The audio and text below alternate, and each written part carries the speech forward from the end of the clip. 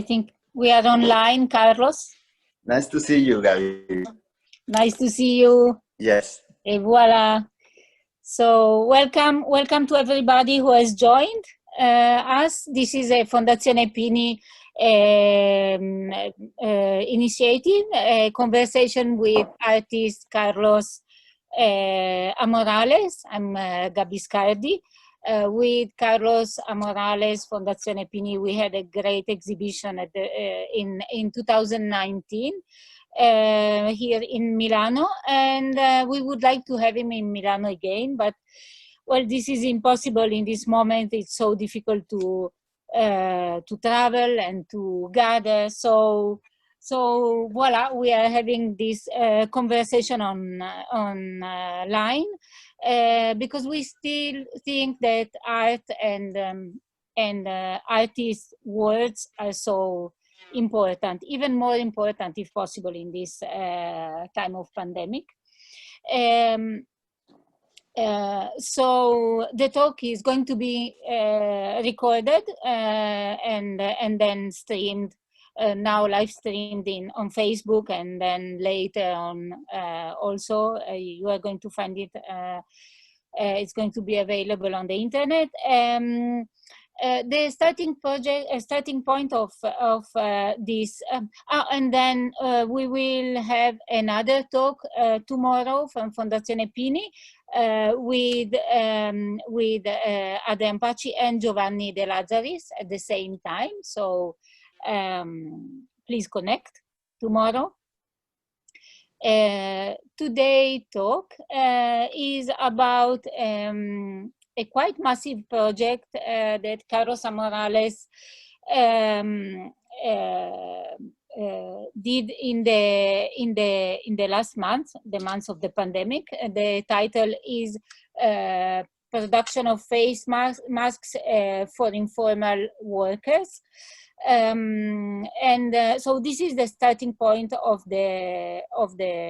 this talk, and we know that the pandemic developed on a planetary scale, but we can say that in some places, such as Latin America, but not only Latin America, it risks to be even more lethal. Well, Italy was also struck very, very seriously, as we know.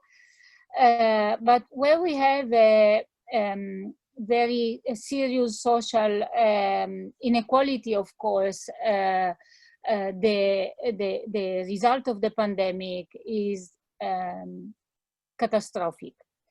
And I think that the awareness of this situation and its possible consequences, which are immense, is what pushed Carlos to engage very practically with society. And this was the starting point of this project that is a little bit unusual. It's an unusual project for a very exceptional situation, of course. And it's a project that has a very direct social and political, I would say, meaning. That is a commentary on the economical situation, and at the same time it has a very strong artistic and even philosophical implication that progressively came to the forefront of this project. This is my impression, but Carlos is going to tell us about this. What is sure is that this project is strongly linked to his ideas, to his poetic, we can say, to the idea of the mask, of the codified language, of the meme, of the interface. So I would like him to start telling us about this project, and then I hope this is going to become a conversation also with the ones of you who will decide to question, to put questions, and voila, Carlos. Thank you, Gabi. Yes, I think what is important is to first give a context to understand, because in a way, it's being all around the world, it's being in many cities, in many places in the world. But of course, there is always difference how the pandemic has manifested itself in every place. There are time differences. So it started before in Italy than, for instance, in Mexico. So we could see what was happening in Italy, and we could start to expect what will happen here. So there was a moment where we could, by seeing the news and seeing what was happening in Europe, start to understand what would come here. So because we had a bit like a month delay, like it arrived in Mexico some weeks later, and also started like slowly as a process. It started like from the first news of somebody infected in Mexico to more and more and more, and also trying to understand how this was spreading socially, how it was, for instance, spreading in the geography of Mexico. Mexico is like a really big country. It's 5 times as big as France. So it's like a really big place. So for instance, it started first in the big cities, and it started to concentrate, especially in Mexico City, because Mexico City is really the biggest city in the country, and we're in a very centralized country. But also very specifically for Mexico, that maybe is what makes it very different than, for instance, Europe, is that the economy is not fully formal. Let's say it's not fully legal in that sense. It's not that it's also illegal, but a lot of people work in a space which is called informality. So this informality is people who, for instance, live day by day. They need to earn their money every day. And also that means using the space, the public space. So it means people, for instance, selling food in the street, or people who have to clean shoes, or people who work as photographers for events.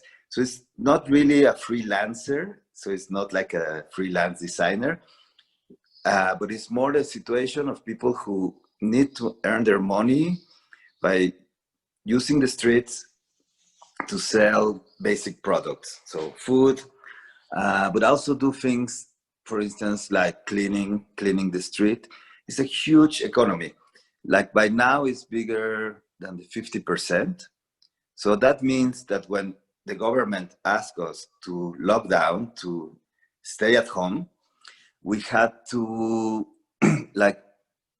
accept, let's say, or understand that most people, or at least half of the population, still had to go out to work. And also, it's not only that this half, I mean, many of them, they stayed, but they start to suffer because their economy is really a day-to-day economy.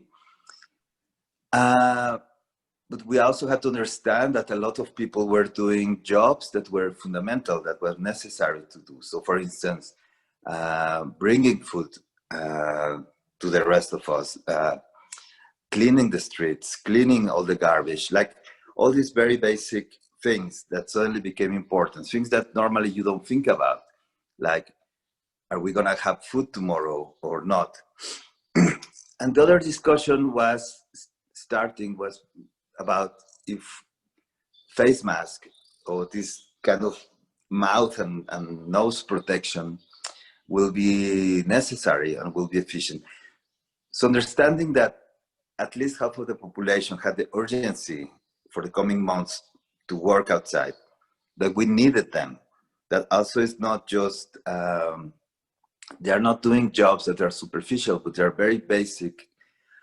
I started to think, yeah, what what was necessary. And I started to think that if these people will need to use anyway the public space, perhaps making a face mask could be something important to do at that moment. There was a long discussion about face masks, if they were necessary, if they were not necessary, if they were helpful or not, if the people need to use them in public space or not. It's been something that developing through the last months, and that also has been changing. But in that moment, when it started to come in Mexico, when I started to do the project, yeah, I thought, well, let's take the decision and go this way. On the other hand, a big question in Mexico at the moment was, and I guess in other places in the world, was what is going to happen with our economy. So not only the economy of the people who work in the formal market, but for the economy in general. So I started to think that would be necessary to create like maybe solidarity chains. So like to connect all different people in society, because that's something also that is happening very clearly with the spread of the disease, that people who normally are not connected, let's say a very rich person from a very poor person, suddenly somehow you start to discover that they are connected in different ways. So for instance, the way the disease appeared in Mexico was from people who traveled, let's say a higher class, brought the sickness to Mexico, and then through their contact with their employees and let's say with the people who clean their houses, the disease started to spread, let's say, into a different social strata. So that also had like very strong implications in Mexico. So yeah, I started to think, well, how can we connect the different parts of society? How, let's say, from the point of view of an artist, I can connect the role of a collector, for instance, with the role of my gallerist, with my role as an artist, with the role of my assistants, and for instance, how my assistants, connect to also other parts of society. So for instance, what I designed was the idea of asking some money. Like I asked my galleries to ask some of their collectors to bring some money to help the production of this face mask. I work with somebody from my studio who her relatives have like little factories for producing clothes. And then I contact the director of an NGO, which works specifically with informal workers. It's called Wiego, to help us decide who will need this mask, this face mask, and then help us spread it, like give them to the people who need them. I think one of the interesting things of establishing this structure, which is the most visible, let's say, is the face mask by somebody who's wearing it, but that behind has a structure of like, let's say, like economical structure or a social structure. Was the big question was how to do this without being able to go out, without everybody having to stay at home. So we also had to think of ways of designing this. So we could communicate as we're communicating now, we could call each other, but like everybody had to do its part alone. So it became like a really interesting process of, let's say, my galleries convincing some of their collectors, me receiving the money, me talking with my assistant, she working with her family, and then, for instance, bringing all the production of face masks to a certain place where it will be spread and given to different people. So what started to happen is, like, as we start to do, I mean, we did it for many weeks. At the end, we produced 35,000 of these masks. And basically we give it, because we were giving like 2 or 3 to the people. So at the end we gave them to about 20,000 people, mostly people who sell food in street markets, which was very important at the moment to give it to them. And also for people to clean the streets. So like, let's say, cleaning services workers. So it became this very massive kind of distribution of face masks. But as something unexpected, because I couldn't go there, nobody could go. I mean, some people went, but let's say I couldn't go, my assistant couldn't go, my gallerist couldn't go. We asked if they could just, as a favor, just to know what was happening, send us some images. And what I started to receive was this big load of images, like really thousands of images of people wearing the mask. And very satisfactorily, I also start to receive like a lot of thanks, like people telling us, and especially telling the NGO, because we didn't, you know, it was nothing about the art world, or it was nothing about even myself. So people didn't knew I was the one initiating this, but they just received the mask and say thank you to the NGO that was giving it to them. But to me, to read that was really satisfactory. But then I started to realize that was not only a good thing to do what we were doing, but suddenly an image was becoming formed. Suddenly we had like all this image, like thousands of images of people wearing red face masks in street markets, in you know, like using the space. So suddenly it became very interesting to see these images, because I could start to see reality. I could start to see reality outside of my house, outside of my studio. I could see, and we were locked. So suddenly it was possible to see what was going on outside. And that started to bring a lot of reflections to me.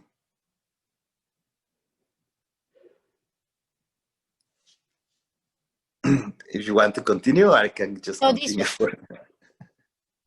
Okay, no. Okay, so this was a surprise for you to see. Can you hear me? Yes. Can you hear me? Yes, I do. Can you hear me? I do. Yes. Hello. Can you hear? I hear you. Carlos? Yes. Can you hear me? Yes. Okay. But I don't see you. So you find what you're.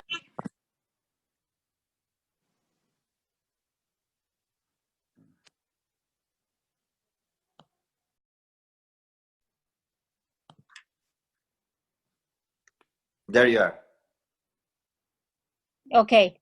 Yeah. So what you are saying is that there is something that before the lockdown you didn't know, or at least you didn't consider too much,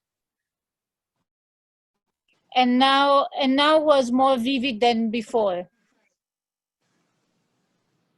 Is it like this?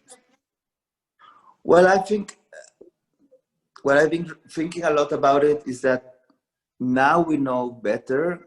Now we start to understand certain things. But 4 months ago, we had no clue of what was coming upon us. So that creates a very fast change of how we perceive it, or how we understand what is going on. So for instance, I realized that now to produce face masks, you hear me?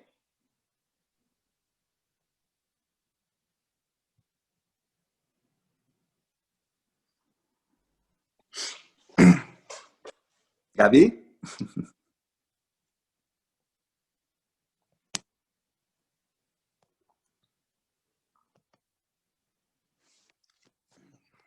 One second.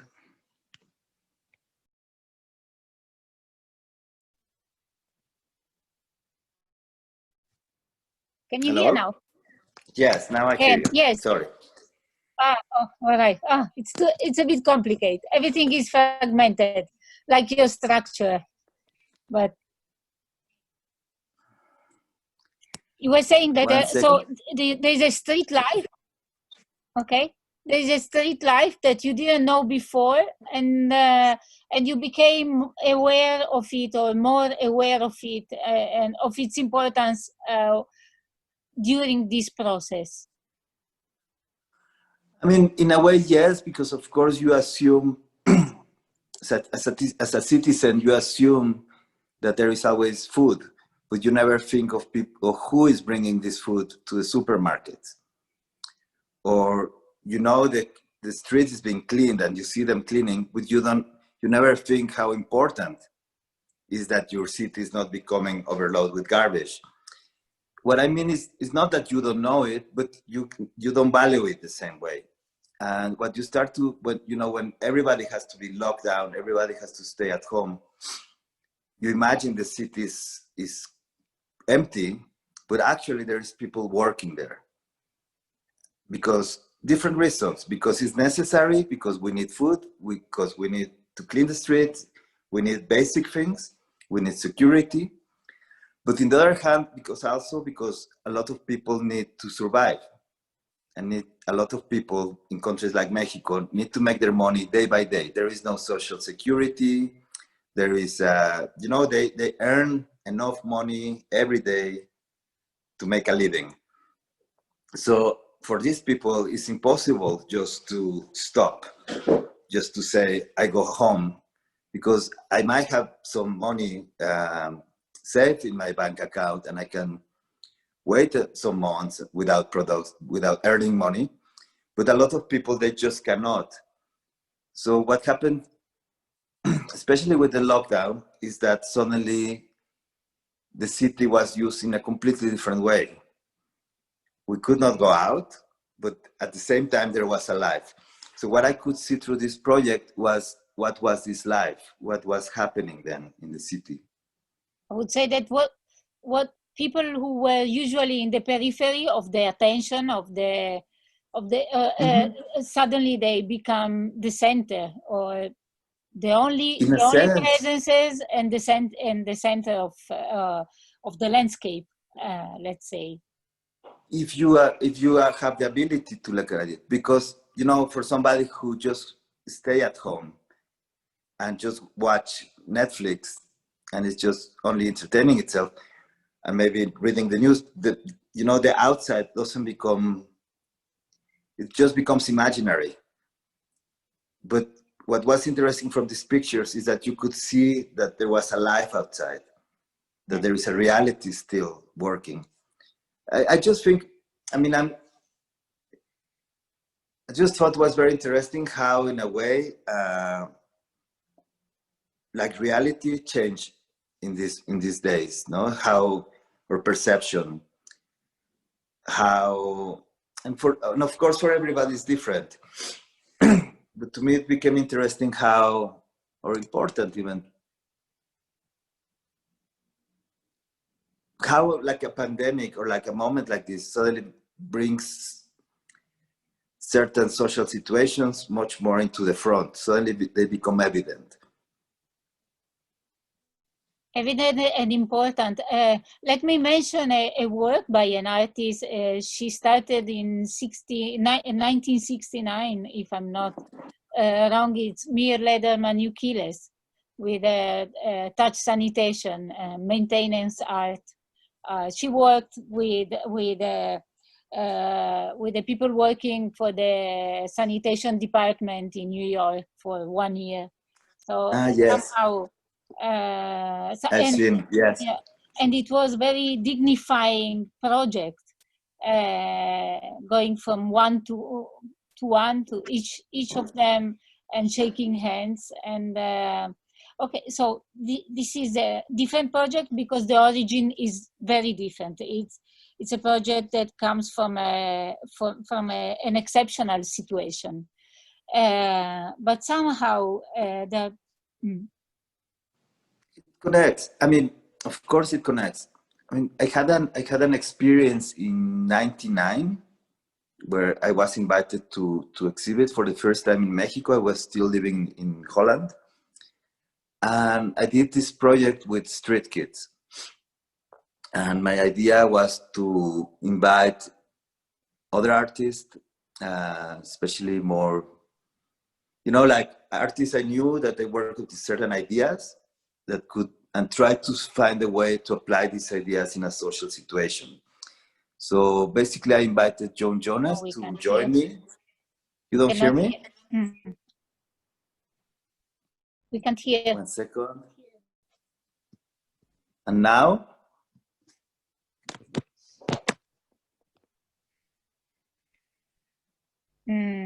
No way, we cannot hear. Now it's fine or not?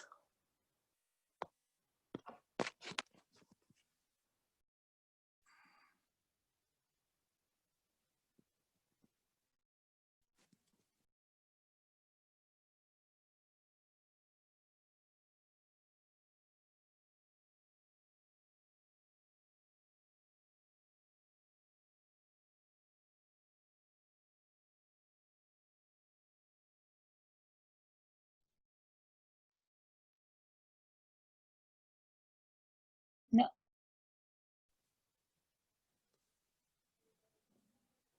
We can't hear. Can you hear? You can hear? Now? We can. Now yes. Yes. Oh, okay. Perfect. Okay. What was happening with there I go. Okay. No, what I was trying to say is that I had an experience almost 20 years ago with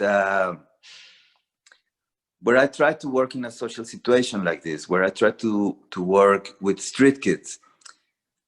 And to me, what became really complex that time was to understand how far becomes activist and how far becomes, let's say, an artistic piece, or what's the limit? What's the difference between the two of those parts? In which sense you create an image as an artist, and in which sense you say your intervention as an artist has really a significance or has an importance socially. And after I did that project 20 years ago, I became very skeptical about what's the role of the artist as an activist, and if he's really becoming a good activist, if he's really becoming a meaningful activist, let's say, or if he's becoming just a certain kind of artist. Like what's really the relation to that? That time I decided that this project I was doing with the street kids was better not to consider it art, but just to consider it part of maybe my personal practice or something I thought maybe, like to distance it from art. The strange thing with this time is that suddenly, because the situation was so urgent and it became so important, and I really start to think, how can I engage myself in this situation and not just say like, okay, I'm gonna draw or I'm gonna make some great piece, or not just self-contained, but I thought it was necessary as a person and as an artist to engage, to go out, in a way to go outside or to do something with reality. The interesting thing now is that even I was really thinking just in practical terms. I choose, for instance, the mask to be red, but I didn't put my images on them because they will become more expensive. So I was just thinking like, okay, how can we produce with the money we have as much as possible, and how we can bring this mask. So I was not thinking like, let's say, aesthetically. I just made this choice, like to say, okay, they should be red, so at least there is something identifiable about. But the interesting thing to me is that through time, something else started to happen, which is suddenly I realized there is an image or thousands of images, but all these thousands of images create an image. They suddenly show us a reality, but it's a reality that is also not absolutely, it's not untouched. It's a reality that has been intervened. let's say by the red face mask. And in the other hand, you hear me?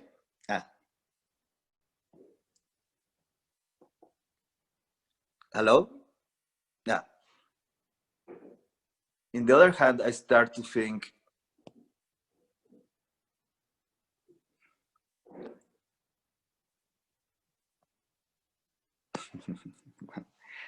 in the other hand, I don't know if you are hearing me, but in the other hand, I start to think, Yes. well, I'm an artist who's been always busy with masks. That was my first motive. That's something I've been working on. Let's say since the 90s, I did this mask wrestler.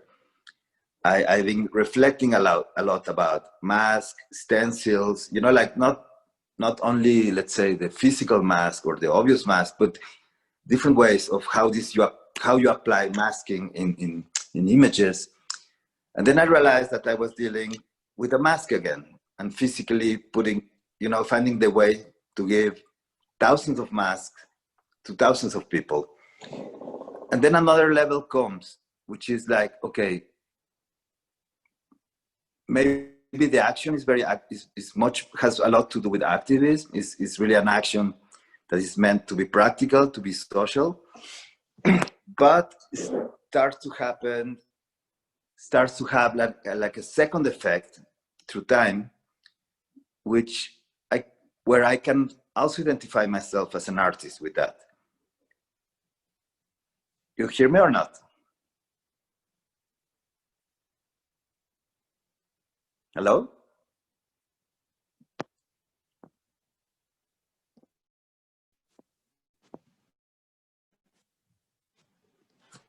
Yes and no. Yes. Let's go on. Okay.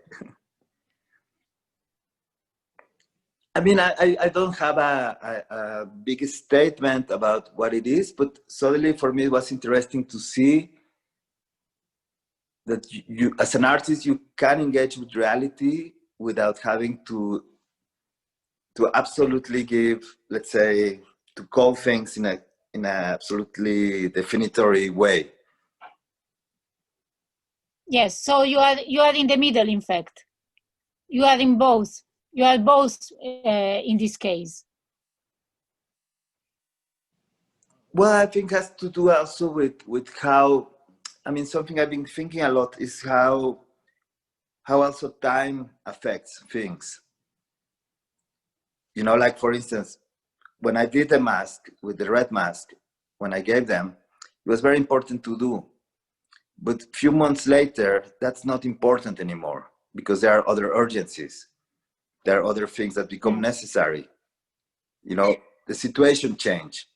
Like now you have face masks everywhere.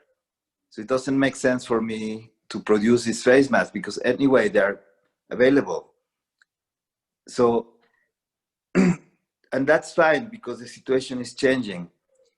On the other hand, in the moment I did it, I felt was an important, let's say, action to do, to engage myself personally, to say like, okay, I care. I want to contribute to my society.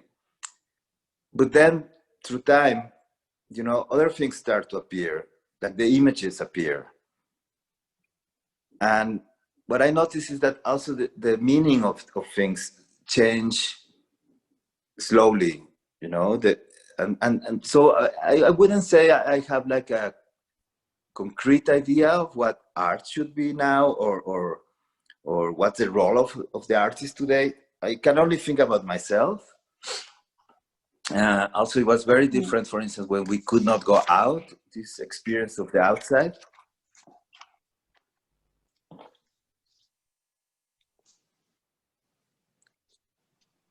Are you here? You hear me?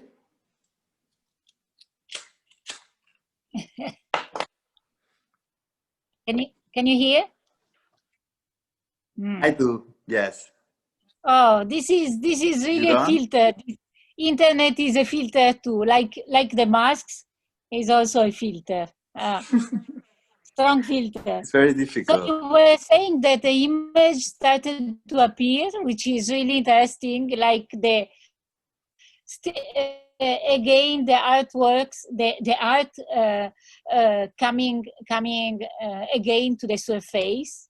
And so what happened when the images started? What happened in your mind to become so again?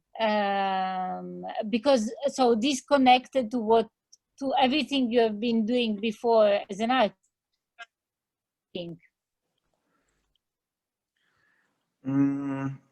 Well, the first thing was to wonder if they are really disconnecting or if they are connected. You know, to understand if this is part of my practice. You know, like I did this and this and this and that, and if this is something completely different or is related to it. And I think in the moment an image starts to form, I start to connect to it. I start to understand it's not an oddity, it's a continuation of my practice. So what I'm trying to say is that even if it's a very activist-like gesture, even if I engage myself socially and if I engage myself even politically, because it has also some political implications, I feel at the same time I can engage myself as an artist. It's consequent with my discourse. So it's a different media, it's a different space, but still is consequent. Like what I did still has to do with the art I do normally, or with the art I want to do. So I mean, for me, that's important because it's like to realize that it's not like either one thing or the other. It's not like either you make art or you make social gestures, or let's say activism, but you know, maybe an activist gesture also is consequent with the artistic position or what you do as an artist. So what I notice is that it's not separate. It's linked together. It's part of the same discourse, and I think that's interesting. I mean, on the other hand, as an artist, I've been always interested in how art can manifest itself outside of the art world. That's something that interests me a lot. Of course, in the moment you put it in the art world, gets the attention that the art world gives to art. But I find it interesting, this question, like, can art exist outside the art world? Can it become something else? So for instance, for me, this, as an artist, this becomes part of my practice. This becomes an artistic piece, becomes something that it relates to what I produce. But of course, for the person who is selling vegetables in a street market, they are not thinking they're wearing an art piece. It becomes a different reality. It becomes something else. And that's fine. It's more about, I think, how you build a discourse at the end. Yes, but the fact is, I think that whatever you do, you produce images. That's exactly it. So, and not only images, but il sensibile, the sensitive, you produce anyway you produce sensibile. Yes, because suddenly when you see not a picture, but like 1,000 pictures of people wearing all the same mask, it becomes an image, becomes what I call the image of a mask crowd. So suddenly you have a massa or a crowd of people with a mask. And to me, that becomes interesting, becomes maybe a more literary image. Like I'm telling you, it's like you're not seeing it, but I can tell you, well, it was a mass with a red mask. And maybe that starts to relate more to Edgar Allan Poe or to literature. It starts to create, let's say, a poetical image.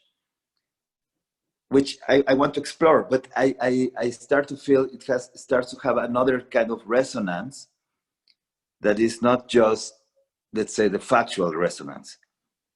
It's not just a matter of, well, we produce 35,000 masks and then we give it to 20,000 people in this neighborhood, and it costs this, it costs that, and we need it. You know, oh, 1 second.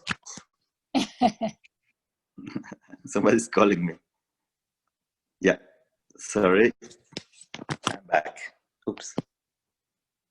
Also, it becomes like, yeah, I think this mass of red masks is an aesthetic experience for anyone. I mean, not only for people who identify themselves in the art world.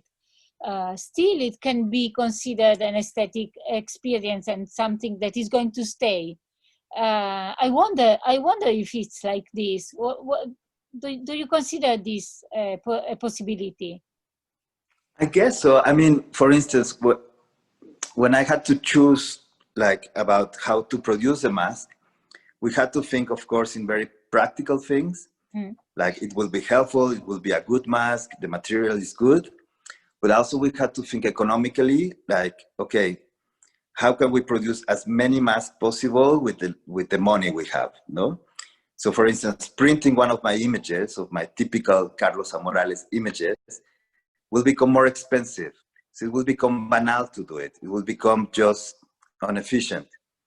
So I thought, okay, what I can choose is the color of the cloth. And I had to think, for instance, in David Cronenberg, in the film Dead Ringers, where the doctors are all in red.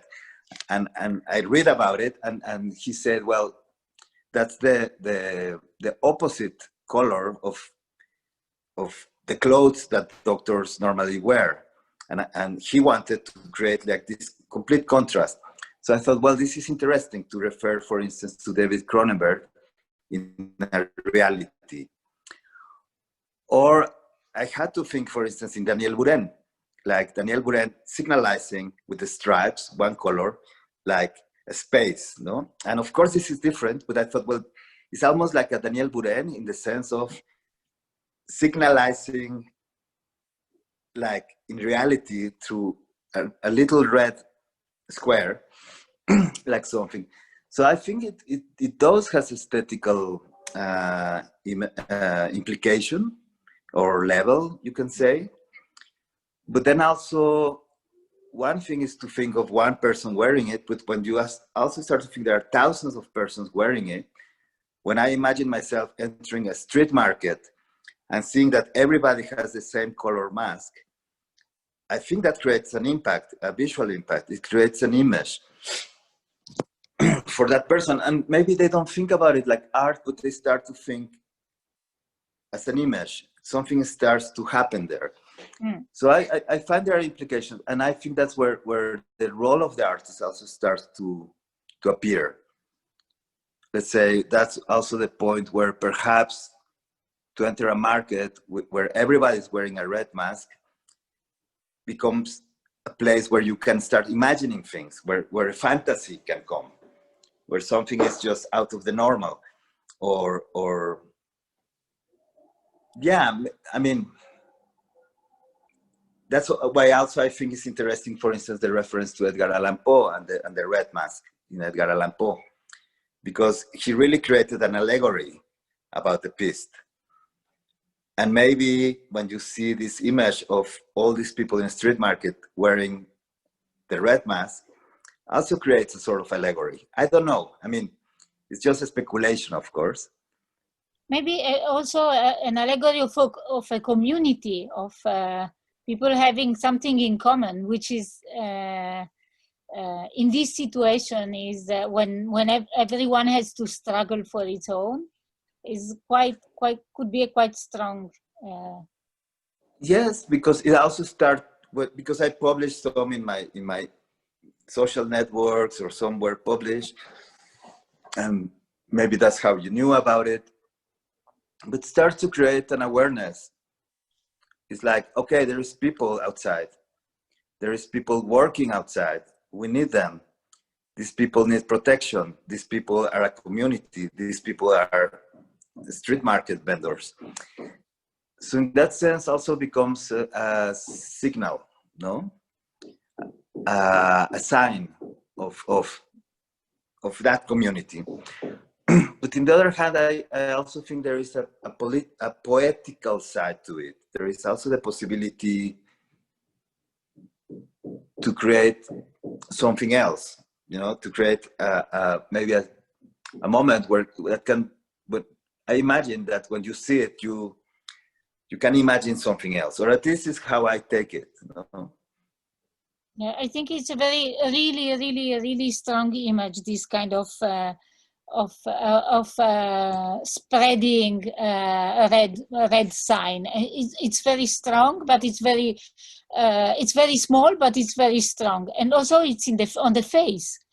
Yeah. So hiding, but also becoming part of an identity, of at least of a momentary identity, of a moment that is a very strong moment, very important moment. Well, something very nice that happened was that I will take my bike and go in the streets to ride, and sometimes I will start to see people with a red mask, or somebody will tell me, oh, I was yesterday in the streets, I went to the supermarket, and then I saw somebody with your red mask. Mm-hmm. And that became very beautiful, because you start to see that the mask was kind of having its own life, that was going out, that was kind of spreading. And that's where, for instance, I connect to the piece you have in the background, you know, to the black moths. Mm.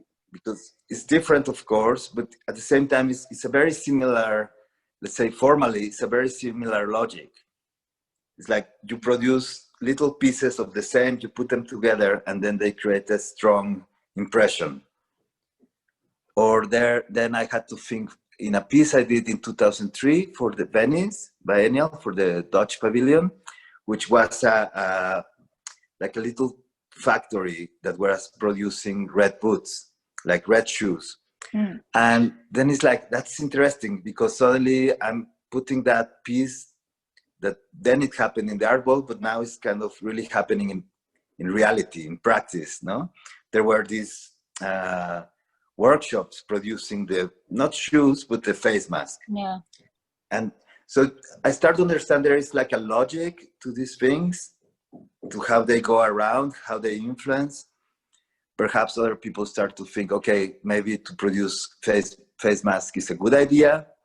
Maybe not as an artistic thing, but like to make money, or, you know, so I think this is interesting about art, that it creates it can create a strong image, but then it can create other levels in society, you know. It can create other little interactions or other little possibilities. Yeah. One thing that I found interesting is that you are invisible in this project. You are the source, but for all those who wear the mask and so on, you are invisible. So it's authorship somehow is put aside, because the project has its own, the work has its own life in the real world, in the streets. This is also very interesting from my side. If you go to a museum and you see a work that has the same logic, because it has this, as you said, it has the same logic, but still you know that there is an artist behind. But in this case, the work takes its own way. I think that's something that has become an example in many of the works. And I wonder if it's only personal, or if it's something that is the way it is, because I find that for an art piece to exist in the real world, to really exist with disconnected to the art world, needs anonymity.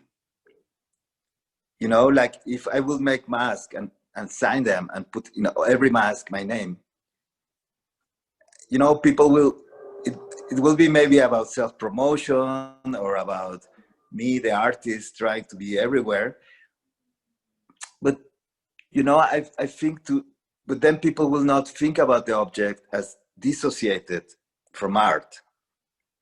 So but for me, it's interesting is in the moment, let's say the image starts to become anonymous. The image starts to have a life of its own. Authorship is gone. You know, like if every person who wears a red mask thinks is Amorales, then becomes something else. It is,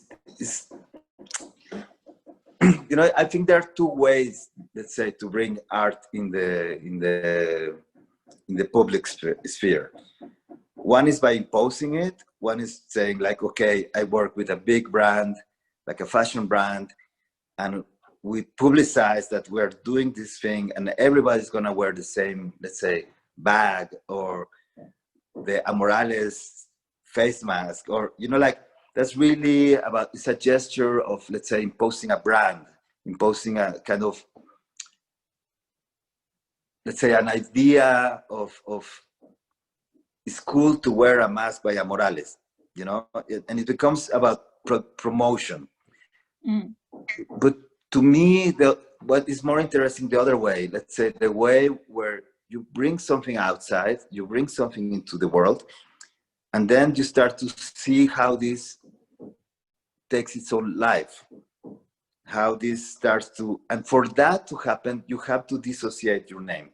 You have to become invisible. You have to become anonymous in a sense. And it's interesting for me because I noticed that being in the practice since the beginning. So when I started to work with the wrestlers and they were wearing a mask of myself, nobody knew me. So people start to think like, oh, that's a Amorales mask, but people didn't know who was Amorales, and nobody knew who was behind. So this kind of subject of anonymity, I think is an interesting point for me. It's a bit what happened with the black butterflies, that they become generical. You know, they start to become dissociated from me. People just do them. Some people know they're mine, but a lot of people, they just like the image and they repeat the image without even thinking it's connected to me or to an artist, let's say. Yeah. This is what happens. And you worked with you are very interested in the internet mechanism also, and I think there is a connection again with it, with the memes that they also take their own life and start to travel in the web. Yes, I mean it became natural because what happened in 2007 with the mods, with the black mods, with Black Cloud, that start to be copied, and especially be copied by the fashion industry, and then start to become a motif. And the way I could research that was going online, was trying to find in the internet, like new examples, new situations, who else had copied, and try to give a sense to that. So that became a lecture. It became like almost like a story. But in a way, when you think about it, that's a kind of meme. It, you know, like this image of the black butterflies behaves like a meme. And then 2 years ago, I read a very interesting book by an Irish author. She's called Angela Nagle, which was discussing in which she is discussing the phenomena of memes, and especially in what is called the cultural wars that happened in the States. So let's say it was the battle between, let's say, the feminist bloggers with the alt-right kind of groups. And basically what happened is that they took an existing image from a cartoon, which is called Pepe the Frog, and they start to use it as a hate symbol. And it's an interesting situation, I mean, of course, politically, but also in the sense of basically what happened is that this Pepe the Frog was the product of an artist. And then a mass of people, let's say a mass of anonymous people, are also people who were hiding because they belong to these super extreme groups, start to use the image and take it out from the artist. So the artist didn't want this to happen. So what he did was to try to kill the character. But then the character had its own life. So basically what I'm saying is that in meme culture, or like this kind of new internet phenomena, a similar process is happening. It's a process where, let's say, the authorship is becoming slowly destroyed, or let's say is taken away, and then the image starts to have a life of its own, impulsed by the interaction of a huge group of people. So it's like almost like a new narrative starts to appear, which is not a narrative, let's say, of the author. It's not the narrative of the writer who writes a novel, or the painter who paints a paint, or, you know, it's not the narrative from authorship, but it's a narrative, let's say, from a plurality of authorships. So it becomes, again, a certain kind of anonymous situation. Somebody has to lose the authorship for this to happen. So yeah, to me, it's very interesting to understand this new narrative, or to understand how this, yeah, basically how images can take nowadays a life of their own. And do you think this is going to be there's going to be a development in this way of thinking about your work? Is it possibly going to develop? I think, of course, it will affect. I think what I noticed is that, because to me, what was very important for this project, or let's say in this moment, was to write. Like, the way for me to close it, or to round it, or to give a sense to it, was writing a text that I get for a lecture that I gave some months ago.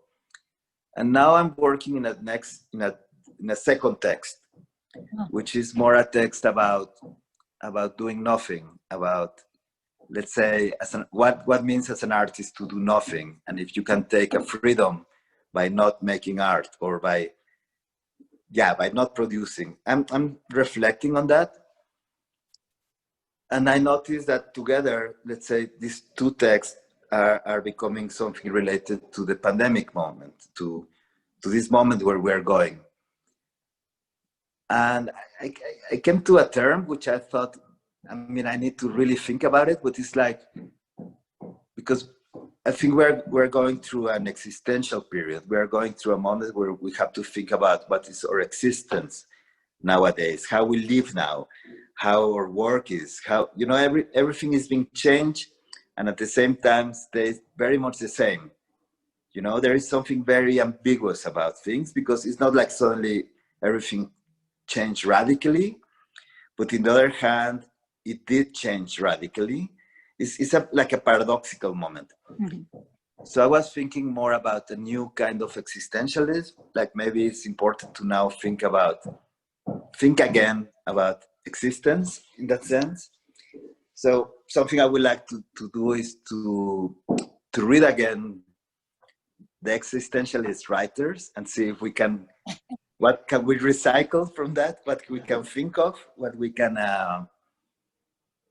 because I think that's becoming a very important point nowadays. Like, what are we as subjects in reality? What are we as persons in society?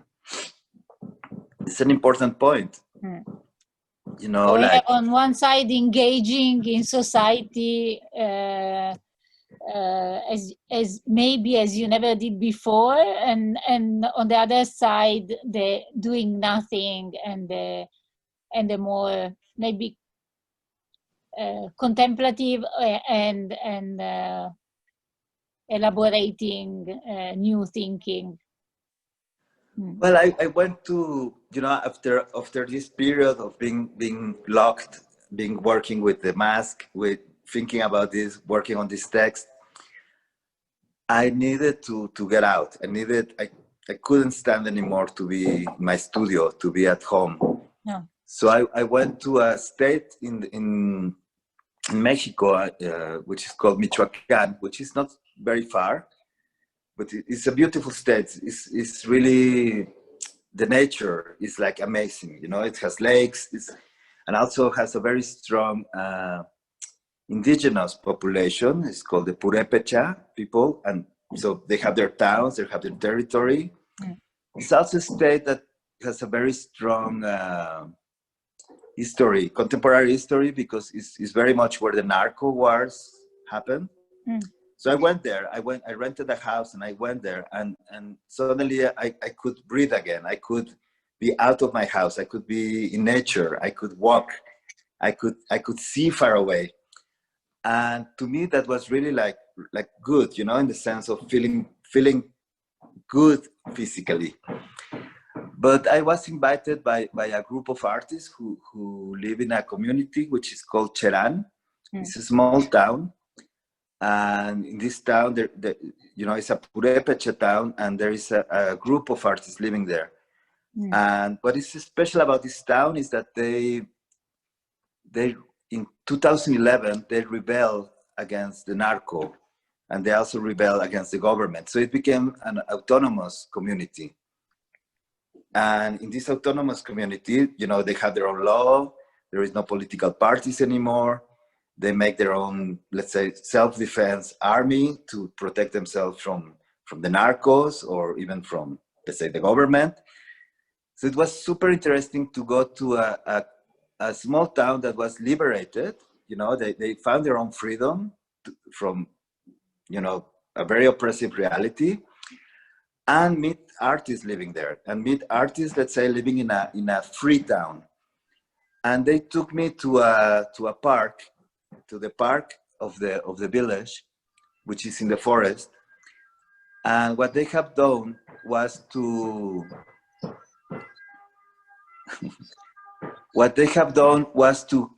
place and hang the vehicles that they burned in the rebellion. You know, they took the cars that were, you know, when there was the battle, they burned some cars from the narcos, and they took these cars and put them in the park, and made an installation with these burned trucks. And I thought it was like an amazing piece. You know, I was like, wow, this is such a strong artistic experience. And of course, talks about the history of this community. But also, again, you know, it's like a very strong aesthetical moment. It's beautiful for me to see these burned cars in the forest.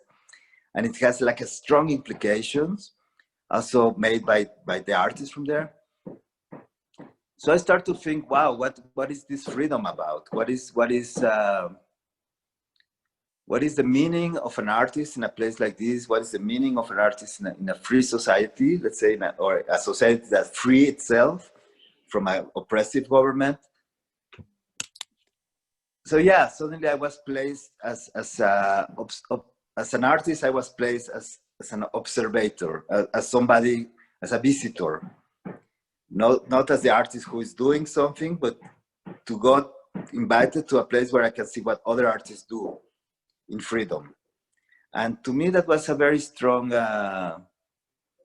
like a super strong experience. So in the last month, I've been writing about it. I've been trying to really understand what is freedom, you know, what is social freedom. Like now we are not very free. We all have to stay at home. I cannot go and talk live with you. We need to do it through Zoom, which has a lot of advantages, but sometimes we get frozen, or we cannot communicate well. But then, what is also personal freedom? What is the freedom of the self? So I'm thinking a lot about that, and I'm trying to connect that with the experience of the Red Mask, Well, because I also felt you know, when the pandemic started, I also felt the need to do this socially. I felt the need to participate. I felt the need to contribute. But I also felt very happy of having the freedom as an artist to do what I want, to do what I thought was necessary, to take that freedom. So I think, actually, I think freedom these days is a huge topic. Yeah, freedom, but also relation with reality and with strong social or political, as you were mentioning. This group is it's a very strong and real social experience or political experience. So all the way. This connection is freedom coming from this kind of struggle and rebellion. You know, but they really fight. They really had to fight because, you know, what happened is very strong because the narcos were already taking like about 200 trucks every day, every night in the mornings, stealing the forest, stealing, you know, cutting the forest and stealing the wood. And they were just crossing to the town for 2 years, stealing it, you know, like really like predators. And what happened is that one morning, like really early, like four in the morning, the woman from the village just stopped all these trucks. They just went into the highway and stopped them. And these guys were with guns, you know, so they didn't know what to do, if to shoot them or not. But then all the men from the village had to go out, and they took all the fireworks that they normally use for their fiestas, for their parties, for the celebration, and they start to use the fireworks as weapons. So they end up capturing some of them, and then they started negotiating, and they basically kicked them away. So, you know, like they went through a very extreme moment. They went through a place, to a point where they could not go backwards. You know, they just took the step for the rebellion. So, you know, almost 9 years later, 10 years later, when you go to this place and you realize that, you know, you realize the importance of that and the importance of that community and the strength they gain. I mean, to me, it's very inspiring. At least it's very inspiring in the way of, it makes you really think, you know, like, we cannot do that anymore in a city, you know, like, we're in a different state, you know, but to me, it's at least it's very inspiring to think. Well, I think I would like to go on, but we don't have too much time anymore. And I think this idea of going through a very extreme moment when you can't step back anymore, and so you find new ways to struggle as an artist for the arts or in reality as a person, and both together. I think this is very meaningful. Yes. I think so. I mean, I think the whole game with art is maybe that. It's like how, you know, when you open an exhibition, whatever you do, paintings or, you know, like the most traditional thing or something very avant-garde, whatever you do, when you open the exhibition, you are taking the risk of many things. Will people like it? Will people not like it? Will people hate it? You know, like there is this moment where you need to make this step. It's in theater, it's also very important, you know, in music, it's important. Suddenly the thing starts, even for a conversation is important. Like you take the risk because we know that there are technical problems. Can we communicate? Can we say something interesting? So this moment of taking the risk is very important. And I think the conditions now, of course, put us in a situation where we have to take that risk, where we have to think about things differently. But in a way, it's also paradoxical because we don't know. Everything is ambiguous. Maybe we're still in the same normality as we were. You know, like, I don't know. It's something I've been thinking a lot, like lately. Like, are these times really changing us, or it's just a moment that we're going through and we will remain in the same way? Yeah, this is the big question. This It's a is the big big question. question. But of course, during the change, you never know what is going to happen. Not even if it's a real change, maybe. Yeah, this is the big question. Yeah. Yeah, I mean, we had catastrophes in Mexico before, like with the earthquakes, but they were very evident. They were strong images. We see them in the street. You could see a fallen building. But with this, you only hear about people you know that became sick, you know it's there, but you don't see it. So it's changing us slowly. Mm. It's been long, you know, it's been months. We're getting used to new ways. We're getting used to communicate like this. I used to travel a lot. Now I'm not traveling at all. Like last year, I traveled a lot every month, and now I'm not traveling, which I love not to travel. Yes, this is something we are finding out, that it's so nice to stay at home sometimes. Exactly. Or at least not to be obliged to travel too much. Well, I think we don't have too much time, but maybe one question at least. Let's see if I find. Well, only one. Someone wrote, I don't have the name, unfortunately, that I like the idea you mentioned of the different perception of reality and how potentially dangerous this can be, how this can be politically dangerous. Yes, so. That's a good question.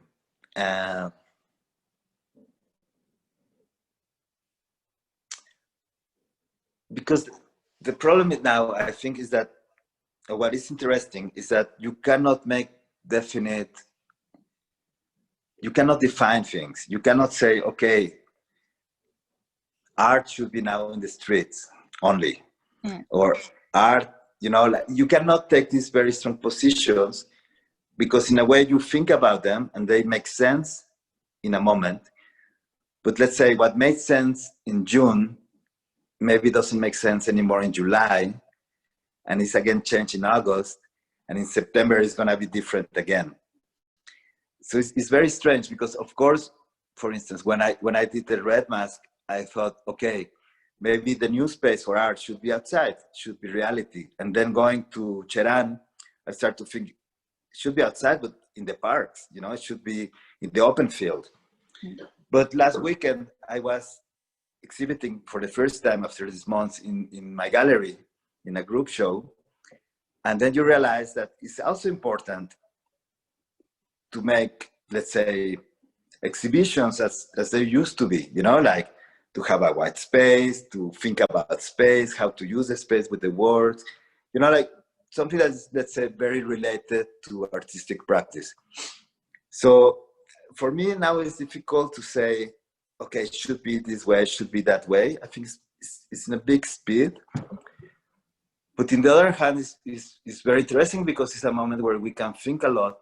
And I think not only think, but also practice like new ways, or experiment new things. So maybe politically that has a danger, or has an interesting effect. It's not codified yet. Not yet. No, so always so more open. All right. Well, there is this notion of terra incognita, which we lost, you know, of places that we didn't knew, places that are new. Or there is also the notion of the underground, of this other space, you know, the space that is kind of happening parallel to reality. And I think now we have the possibility, you know, we could think of that space as the outside when we were locked. Now we're back in the city, we can think about nature in that way. So I think that's something positive about this situation, where we're finding as artists again, like a territory to imagine. So it's not everything is factual and complete and done, but there is the possibility to imagine this other spaces, maybe as a fantasy, maybe in reality, maybe you can even go to them. But I think that's very interesting about this moment.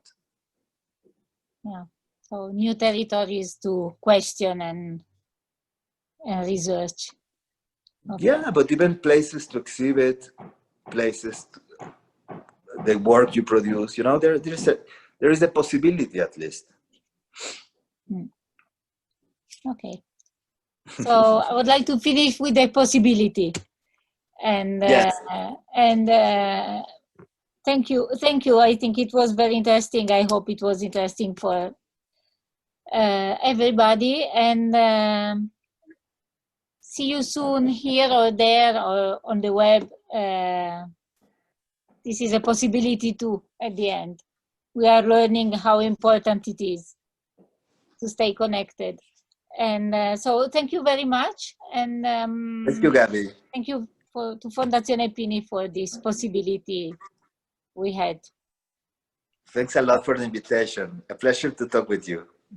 Thank you. Goodbye. Bye. Bye. Bye. Ciao.